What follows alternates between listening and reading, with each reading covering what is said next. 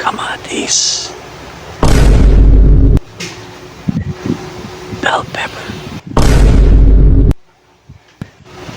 bawang sibuyas, potato,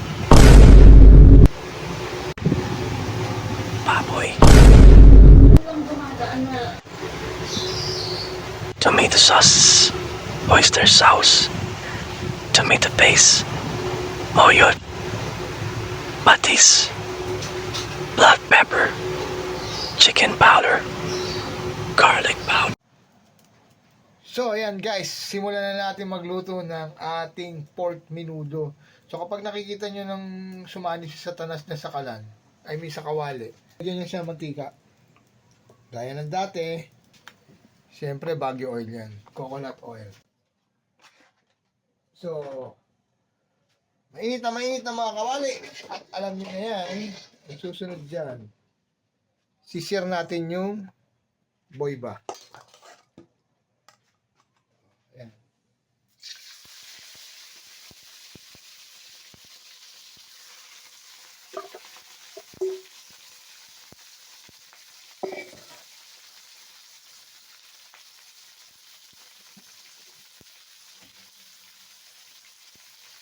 Usual, huwag niyong gagalawin. Alog-alogin mo. Yung mga nasa ibabaw, ilagay niyo sa gilid para mag-sear. Kasi, kaya magtutubig pa yan. Takpan nyo. Mga 5 minutes to 10 minutes. Saka nyo siya buksan. So guys, kapag ka medyo nakaka 5 minutes na, pwede nyo na siyang haluin para hindi siya manikit. Yan, nakita nyo, hindi naninikit. Kasi magtutubig pa yan. Makikita mo naman yan kapag ka medyo brown na siya. Takpan nyo ulit. Bigyan nyo ulit ng another 5 minutes. So ayan guys, tumunog ang ating awahan. Then nakita nyo nagtubig siya. Normal yan. Kasi may mga water pa si Boy ba. So igisa nyo lang po siya hanggang magkulay brown. Then proceed tayo sa next step. So after quite some time at medyo brown na yan, katulad yan, goods na yan para sa akin. Kasi iluluto pa naman natin, papalambutin pa natin yan. Hindi pa malambot yan ha. Hindi pa siya luto ha. Kaya, pero goods na yan. Pwede mo nang hanguin muna yan at umpisahan natin ang pagsisa. So, hanguin muna natin siya.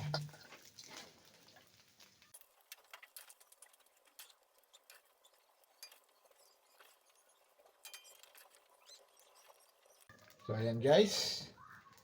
Kapag ka nahangon nyo siya, syempre, matik na yan. Ilagay na natin tong ating tomato.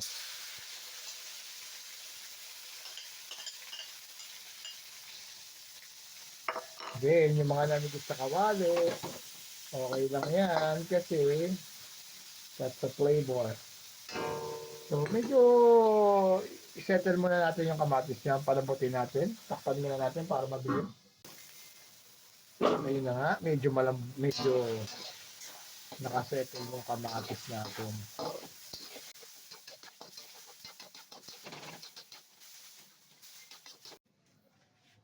So, kapag medyo lang yung kamatis natin, pwede na natin ilagay yung sibuyas at bawang natin dyan.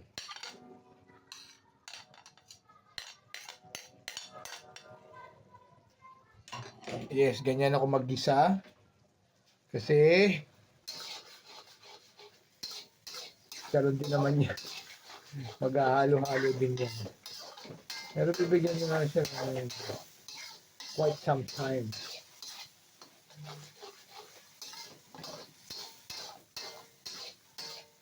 Tataka kayo bakit isa lang sibuyas ginamit ko kasi isa na lang sibuyas namin.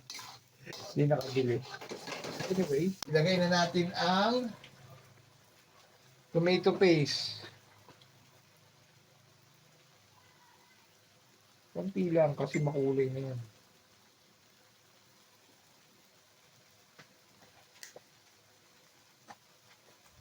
Kailangan lulutuin yung tomato paste na yan.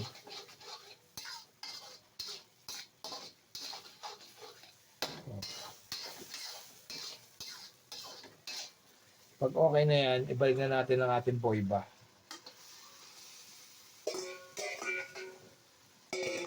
Natin haluin.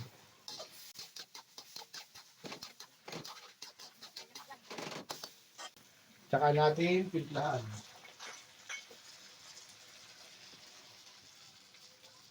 Paminta.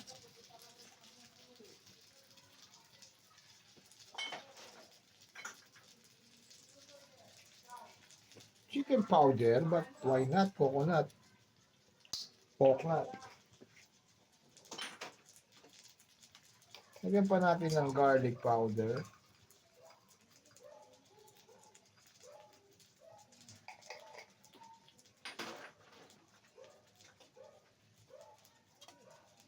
Gawin natin.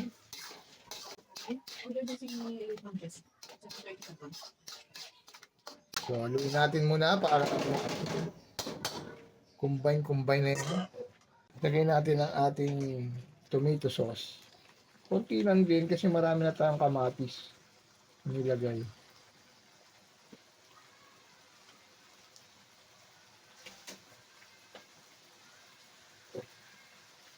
Tapos, syempre, huwag natin kakalimutan itong ating oyster sauce. Ayan. Okay na yan, goods na yan. So, yun lang. Yun lang kasi yung magluto ng menudo. Alatita, alatito ray. Mix lang natin yan. Kapag na-mix na natin yan.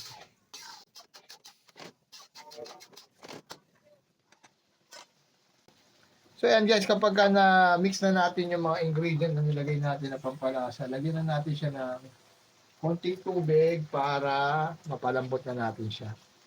Tansya-tansya na lang kayo kasi konti lang naman yung niluto natin. 1 kilo lang yan. So sa una damihan nyo kasi papalambutin natin yan.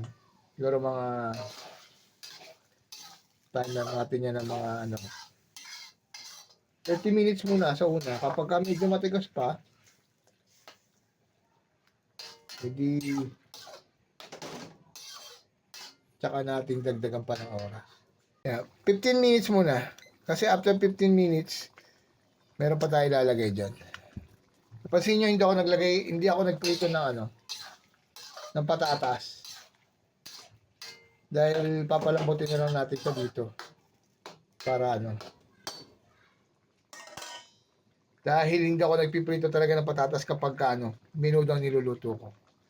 So, takpan muna natin. At babalik tayo mamaya. So, ayan guys. Medyo nag-reduce na yung sauce natin. Yeah. So, ayan. Hinaan nyo na yung apoy niya. Medium to low. Para hindi naman masyadong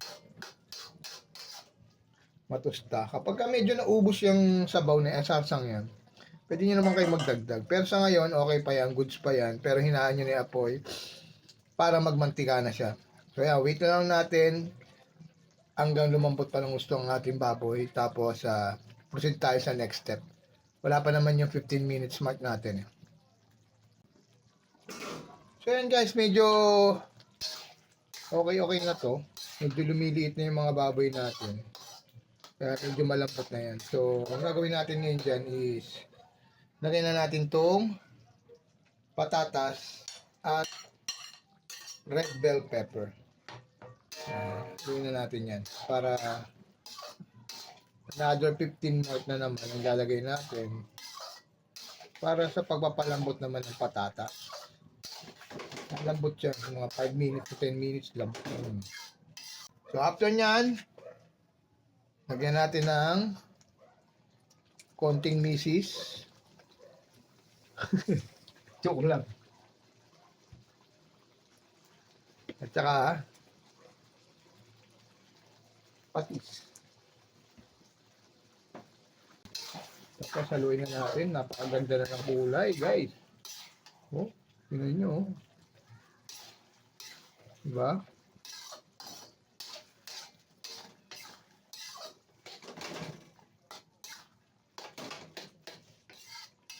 Kasi dati ang sikat dito sa Santolan yung na menudo yung menudo ni Tita. So ngayon, papasikatin naman natin menudo ni Tito Ray. So ayan guys, hintayin lang natin siya lumambot. Another 15 minutes in a low heat na naman ang ilalagay natin para ma-achieve natin yung texture tsaka yung kulay pa na gusto natin. So another 15 minutes mark. Start na natin yan. Hindi na natin gagalawin yan pero minsan halu-haluin nyo baka matusta yung ilalim. So sa ngayon takpan natin yan tapos nandun na tayo sa pinakamahinang apoy. So balikan natin mamaya. So yan guys, malapit nang maluto to. I mean, luto na siya. Pero iniiga pa natin ng konti. Alam nyo ba yung salitang iga? Tinutuyo pa natin ng konti. Pero goods na goods ko sa akin yung tingnan nyo. Diba? Yan ang minudo ng taga Santola. Yan yung magbinudo ng mga taga Santola. So, meron pa tayong at least 3 minutes para palambutin pa to ng gusto. So, balik tayo mamaya.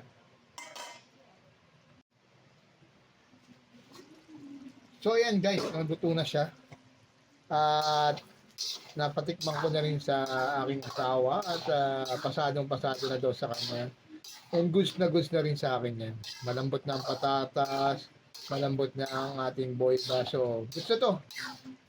Luto na siya at achieve ko naman yung gusto kong mangyari, yung kulay at saka lasa. So, ayan. Ating minudong santolan. So, kayo na bahala dyan at pagpasensya nyo na ang aking luto. Ngayon kung gusto nyo siyang gayahin. Ngayon kung gusto nyo siyang gayahin, goods na goods naman yan, walang problema sa atin yan. Nandiyan naman yung recipe. Ngayon, yung mga sukat, hindi na mahalaga yon kung ano yung nasa puso nyo, yun ang gawin nyo. O gawin yung sukat. Ngayon, papatayin na natin ang ating apoy at goods na ang ating menudo ala Tito Ray. Pansin nyo walang atay yan. Kasi hindi ako mahilig maglagay ng atay sa menudo. Papatayin natin ang apoy. At hanggang sa muli! Paalam! Babush!